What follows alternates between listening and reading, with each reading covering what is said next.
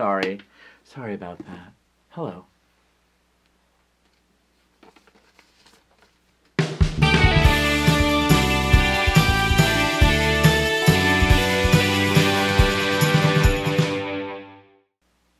I might not be sophisticated enough to give you an analysis of something that you already know, which is that Burt Reynolds used to be quite the badass. This is before Cannonball Run, for which I have no explanation or excuse. Excesses of Hollywood, what happens when you cast Shirley MacLaine as a prostitute pretending to be a nun, and have her sidekick be played by Mary Lou Henner, who's also a prostitute pretending to be a nun. It's kind of hard to get beyond that. That's not going to be a quality movie.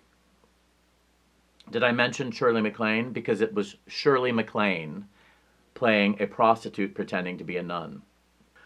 If you have not seen the original version of The Longest Yard, it's worth looking at.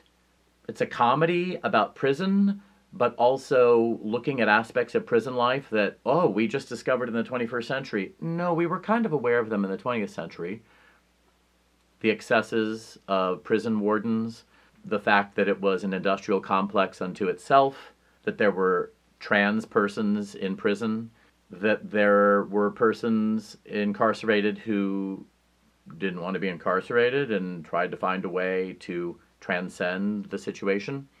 And it was when movies were made in a way that Burt Reynolds is this anti-hero. The movie begins with a big fight with his spouse or girlfriend.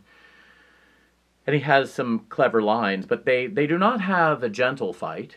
And he goes out driving drunk, and that's the inciting moment of the movie. And then we never see her again. She gets a nice little 11-minute role. Burt Reynolds used to have this kind of like cachet, Deliverance. Also in a really not good movie, man who is supposed to be Johnny Law, or priest, or professor, or falls in love with prostitute, hooker with a heart of gold. That's not a particularly original tale, but the opening credits of Burt Reynolds walking down abandoned train tracks, being Sharky, the cop. There's just something deliciously dated about it and really cool as he walks to the song Street Life by the Crusaders. Another underrated thing. If the idea of someone walking down abandoned train tracks as the opening credits of a movie while the Crusaders song Street Life is playing doesn't appeal to you, you may never ever have thought Burt Reynolds was cool, and you may never ever in the future think this. You may never think he's cool. And that's cool.